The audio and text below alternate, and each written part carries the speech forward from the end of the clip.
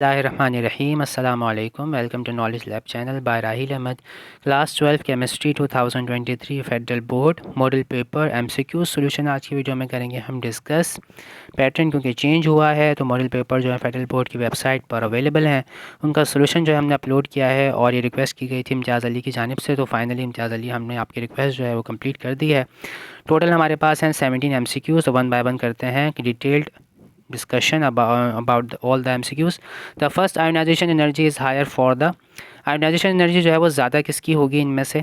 आपके पास जो है वो ग्रुप नेम्स यहाँ पे गिवन है। एल्कली मेटल्स हैं, ग्रुप 1A एलिमेंट्स हैं ये। Alkaline earth metals group 2A elements हैं। हेलोजन ग्रुप 7 एलिमेंट्स है। नोबल गैसेस ग्रुप 8 है एलिमेंट्स हैं। आयोनाइजेशन एनर्जी जो है वो हमारे पास मिनिमम अमाउंट ऑफ एनर्जी होती है जो किसी भी एटम में जो वैलेंस इलेक्ट्रॉन मौजूद है उसको हमें वैलेंस शेल से बाहर निकालना है। गैस स्टेट के अंदर जो हमें एनर्जी उसको देनी पड़ेगी वैलेंस शेल से बाहर निकालने के लिए इलेक्ट्रॉन को, उसको हम कहते हैं आयोनाइजेशन एनर्जी।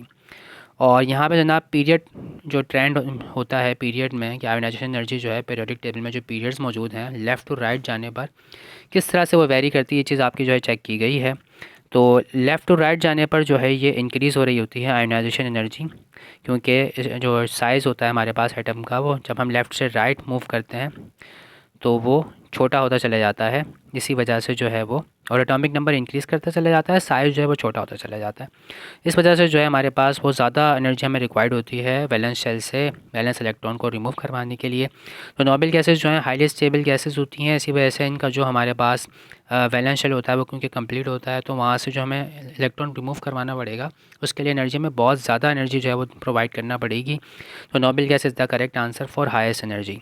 अगर यही MCQ जो है वो लोवेस्ट एनर्जी के लिए आता तो हमारे पास एल्कली मेटल जो है वो करेक्ट आंसर होता। सेकंड हाईएस्ट जो हमारे पास एनर्जी होती है वो हेलोजेंस के लिए होती है। बाकी एल्कली मेटल्स के बाद जो एल्कलाइन अर्थ मेटल जो है उनका जो है हमारे पास रैंक होता है आयोनाइजेशन एनर्जी के लिए। अब MCQ नंबर 2 हम डिस्कस करते हैं। क्रिम्सन रेड फ्लेम कलर आपसे पूछ रहे हैं यहाँ पे कि किसका होगा। लीथियम जो है इसका करेक्ट आंसर है और सारी इन्फॉर्मेशन आपको मिल जाएगी बुक में। पेज नंबर है हमारे पास ये 21, ठीक है। इससे पहले जो मैंने आपको स्लाइड दिखाई थी वहाँ पे भी बुक नंबर जो है वो मैं पेज नंबर जो है बुक का टेक्स्ट बुक का नेशनल बुक फाउंडेशन की तरफ से जो बुक है आपके पास सिलेबस की सारे बुक के जो पेज रेफरेंस हैं मैंने वहाँ से दिए हुए हैं, ठीक है। तो पेज नंबर 21 पर टेबल मौजूद है। टेबल लाजमी तौर पर अच्छे से सारे जो हैं वो स्टडी करें, जो उसमें इन्फॉर्मेशन है वो MCQs में अक्सर चेक होती है। तो अभी तक देखें 2 MCQ आए हैं, दोनों में जो है हमारे पास वो टेबल से ही उन्होंने जो है आपकी जो इन्फॉर्मेशन है वो चेक की है कि आपको कितना जो है वो याद है। तो क्रिम्सन रेड कलर जो है वो लिथियम के लिए, बाकी रिमेनिंग के लिए जो है कलर वो भी यहाँ पे मौजूद है, तो आप यहाँ से जो है उसको याद कर सकते हैं। अब उसके बाद हम करते हैं नेक्स्ट MCQ की तरफ। तो ये है जनाब हेबर प्रोसेस, अमोनिया प्रोडक्शन की बात हो रही है। NH3 इसका फार्मूला, तो ये आप क्लास 10 में भी पढ़ चुके हैं। आयरन जो है कैटलिस्ट इसमें इस्तेमाल होता है, आयरन के लिए सिंबल है Fe, तो option is the correct answer. एरोसल और लोशन जो है जनाब वो रिपेलेंट के तौर पे इस्तेमाल होते हैं।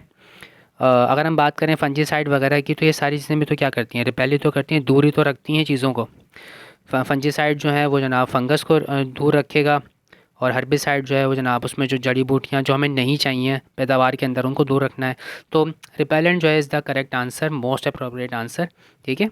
तो एरोसल और लोशन जो हैं जैसे आप मॉस्किटो रिपेलेंट लगाते हैं वो आपको जो है सेव करके रखता है मच्छरों से, यानी चीज़ को जो है जो हार्मफुल चीज़ है उसको दूर रखना है, तो repellent is the correct answer. अब उसके बाद हम करते हैं MCQ number 5। Inert pair effect की वजह से आपसे पूछ रहे हैं कि कौन सी ऑक्सीडेशन स्टेट जो है वो स्टेबल होगी लेड के लिए और कौन सी 2 ऑक्सीडेशन स्टेट हैं जो यहाँ पे आनी चाहिए। तो +2 और +4 ऑक्सीडेशन स्टेट जो है शो कर रहे होते हैं ग्रुप 4 के एलिमेंट्स, लेकिन सारे के सारे एलिमेंट्स नहीं करते हैं। तो यहाँ पे डिटेल मौजूद है हमारे पास, पेज नंबर है हमारे पास बुक का ये 33। ग्रुप 4A के एलिमेंट्स हैं ये सारे, कार्बन, सिलिकॉन, जर्मेनियम, टिन और लेड। तो कार्बन सिलिकॉन जो है तो +4 ऑक्सीडेशन स्टेट शो करते हैं। बाकी +2 ऑक्सीडेशन स्टेट की अगर हम बात करें तो इनर्ट पेयर इफेक्ट की वजह से जो है ये सब हो रहा होता है और ग्रुप में अप से डाउन जाने पर इनर्ट पेयर इफेक्ट जो है वो बढ़ता जाता है, जिसकी वजह से +2 ऑक्सीडेशन स्टेट जो है इसकी स्टेबिलिटी बढ़ जाती है, जबकि +4 जो है उसकी स्टेबिलिटी डिक्रीज़ कर जाती है। इनर्ट पेयर इफेक्ट होता ये है कि जो NS2 इलेक्ट्रॉन है हमारे पास, NS2 ये पेयर है पूरा और ये पूरा मतलब फुली फिल्ड ऑर्बिटल होता है, क्योंकि ये P और P ब्लॉक एलिमेंट्स हैं हमारे पास ग्रुप 4 है, तो इनमें जो वैलेंस इलेक्ट्रॉन है वो P जो सब शेल होता है हमारे पास उसके अंदर मौजूद होते हैं, जबकि एस ऑर्बिटल जो है हमारा वो कम्प्लीटली फिल्ड होता है। तो एस ऑर्बिटल जो यहाँ पर मौजूद है हमारे पास, वो इनर्ट पेयर के तौर पे यहाँ पे जो है वो बिहेव कर रहा होता है और बॉन्डिंग में पार्टिसिपेट नहीं करता है। लोन पेयर जो है वो बिहेव कर रहा होता है। तो इसकी स्टेबिलिटी की हम बात करें, लेड जो है वो बिल्कुल नीचे मौजूद है ग्रुप के अंदर, ग्रुप 4A के अंदर। तो इसमें जो +2 वाला जो हमारे पास आयन बनता है, +2 ऑक्सीडेशन स्टेट जो है इसके लिए वो ज़्यादा स्टेबल होती है as compare to +4 oxidation state. तो इसके लिए डिटेल मज़ीद यहाँ पे मौजूद है, इसी नीचे यहीं पर इसी पेज पर मौजूद है, पेज 33 पर। तो +4 जो कंपाउंड्स हैं, जहाँ ऐसे कंपाउंड जिनमें लेड जो है वो +4 ऑक्सीडेशन स्टेट शो कर रहा है, वो ज़्यादा स्टेबल नहीं होते हैं। तो ये ज़्यादा अच्छा ऑक्सीडाइजिंग एजेंट होते हैं। जबकि अगर हम बात करें ऑक्सीडाइजिंग एजेंट जो है वो क्या कर रहा होता है, दूसरी चीज़ को ऑक्सीडाइज़ करता है और ख़ुद जो है वो रिड्यूस होता है। Reduction is gain of electron. तो आसानी के साथ ये 2 इलेक्ट्रॉन गेन कर सकता है +4 से +2 में कन्वर्ट होने के लिए। ठीक है, तो +4 कंपाउंड जो हैं ये लेस स्टेबल हैं, +2 कंपाउंड जो हैं ये जो है मोर स्टेबल हैं। बाकी इसी तरह से एमसीक्यू जो है उसको वो चेंज भी कर सकते हैं, यानी वो डायरेक्टली आपसे +2 और +4 के बजाय हो सकता है ये पूछ लें कि लेड Cl4 जो है हमारे पास, लेड टेट्राक्लोराइड या लेड डाइक्लोराइड PbCl2, इन दोनों में से जो है कौन सा वाला ज़्यादा स्टेबल होगा। तो आप क्योंकि +2 जो है वो ज़्यादा ऑक्सीडेशन स्टेबल स्टेट है, तो इसी वजह से जो है PbCl2 जो है वो ज़्यादा स्टेबल होगा एज़ कम्पेयर टू PbCl4। ठीक है, तो PbCl2 और PbCl4 में से अब कौन सा वाला ऑक्सीडाइजिंग एजेंट होगा, कौन सा रिड्यूसिंग एजेंट होगा। तो PbCl4 जनाब वो होगा हमारे पास ऑक्सीडाइजिंग एजेंट, जबकि PbCl2 जो होगा वो हमारे पास होगा रिड्यूसिंग एजेंट। तो इस तरह से आप डीपली जो है हर चीज़ को हर एस्पेक्ट से जो है वो याद करें और इसकी प्रैक्टिस करें, ताकि जो है वो आसानी के साथ जो है आप MCQ जो है वो अटैम्प्ट वगैरह कर सकें या रीजनिंग क्वेश्चन वगैरह जो है वो अटैम्प्ट कर सकें। अब बात करते हैं हम नेक्स्ट MCQ की। ओजोन लेयर पूछ रहे हैं कि डिस्ट्रॉय किसकी वजह से होगी। CFCs की वजह से होती है जनाब, क्लोरोफ्लोरोकार्बन से कहलाते हैं। ये बात आप क्लास 10 में भी पढ़ चुके हैं केमिस्ट्री के अंदर। इसके अलावा एनवायरमेंटल केमिस्ट्री में भी आपको ये फ़िलहाल जो बुक है आपकी, इसमें भी आपको ये बात मिल जाएगी। अब करते हैं MCQ नंबर 7। स्पेक्ट्रोस्कोपी पूछ रहे हैं आपसे। इसमें डिफरेंट टेक्निक्स आपको गिवन है लास्ट चैप्टर के अंदर एनालिटिकल केमिस्ट्री में, या एनालिटिकल केमिस्ट्री जिसे आप कह रहे होते हैं। NMR जो है ये न्यूक्लियर मैग्नेटिक रेजोनेंस जो है इसका नाम है, फुल फॉर्म है। इसमें आपसे पूछें कि रेफरेंस के तौर पे जो है इनमें से कौन सा वाला कंपाउंड इस्तेमाल होता है। तो ऑप्शन बी इसका करेक्ट आंसर है, टेट्रा मिथाइल सिलेन। तो इसको हम देख लेते हैं। देखें बुक में पेज नंबर है ये आपका 256 और ये बात देखें यहाँ पे लिखी हुई है। अब यहाँ पे देखें आप ये कंफ्यूज हो सकते थे, टेट्राक्लोरोमीथेन से, तो ये सॉल्वेंट है, ये रेफरेंस नहीं है। रेफरेंस के लिए हम इस्तेमाल करते हैं TMS, शॉर्ट फॉर्म में है और इसका पूरा नाम है टेट्रा मिथाइल सिलेन। ठीक है, और इसका फॉर्मूला भी लिखा हुआ है यहाँ पे CH3 होल ब्रैकेट, उसके बाद 4 लगा हुआ है, टेट्रा मिथाइल है। ठीक है, और सिलेन जो है यहाँ पे SI सिलिकॉन के लिए यहाँ पे इस्तेमाल हुआ है। अब उसके बाद हम बात करते हैं जनाब नेक्स्ट MCQ की। SI जो सिलेन जनाब इसके लिए यहाँ पे इस्तेमाल हुआ है, CH3 4, और फाइनली जो है यहाँ पे ये SI। अब उसके बाद हम बात करते हैं नेक्स्ट MCQ की। MCQ नंबर है ये हमारे पास 8। विच of the following technique does not involve interaction of electromagnetic radiations with matter. तो इनमें से कौन सी ऐसी टेक्निक है स्पेक्ट्रोस्कोपी की जिनमें रेडिएशन जो है, इलेक्ट्रोमैग्नेटिक रेडिएशन जो है वो यूज़ नहीं की गई है, वो ये पूछ रहे हैं आपसे। तो जनाब देखें नाम में ही सारे राज छुपे हुए हैं। IR स्पेक्ट्रोस्कोपी जो है इसमें इंफ्रारेड रेडिएशन यूज़ की गई हैं। UV के अंदर अल्ट्रावायलेट रेडिएशन यूज़ की जाती हैं। NMR में रेडियो वेव्स जो हैं वो यूज़ की जाती हैं।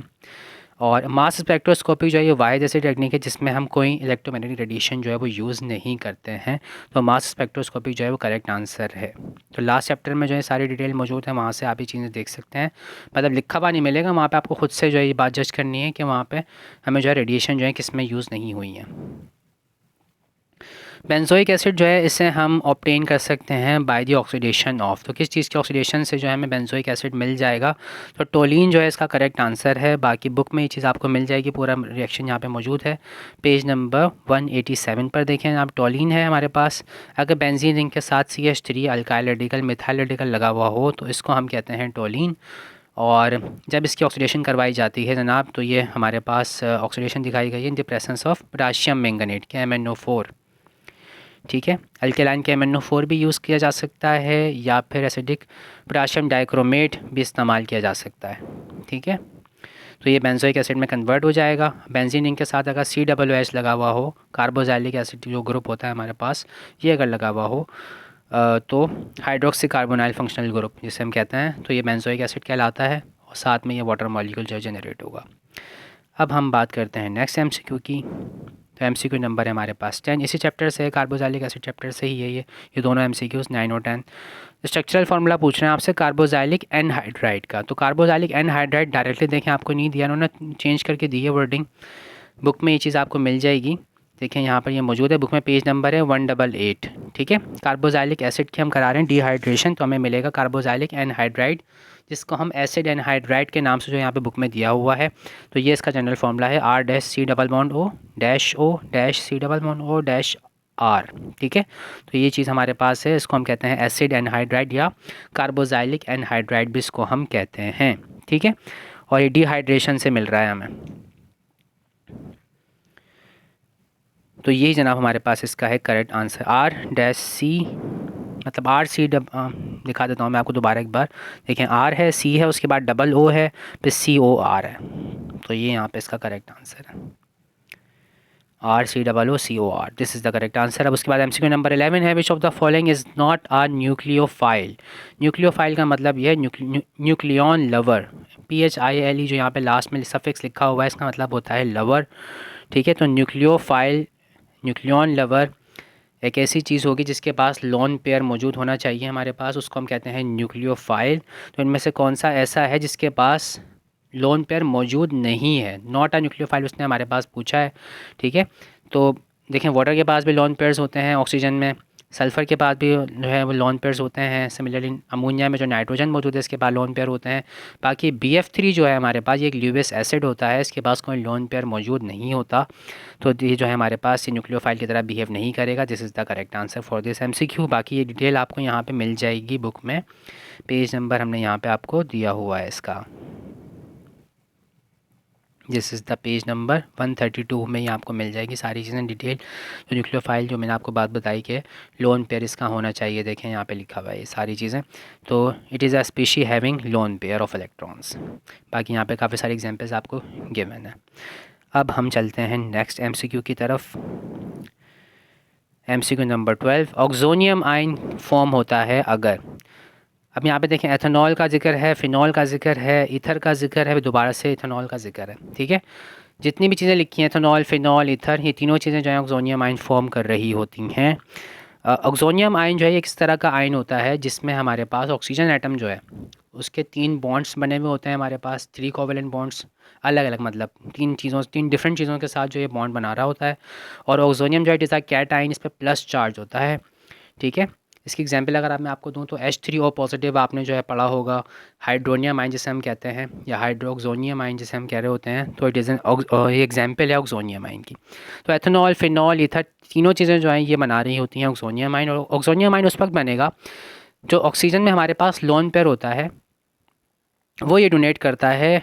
ठीक है, यानी एक ये जो है प्रोटॉन एक्सेप्ट करता है, यानी किसी प्रोटॉन डोनर जो होते हैं आपको पता है, प्रोटॉन एक्सेप्ट करने का मतलब ये किसी एसिड के साथ रिएक्ट करेगा।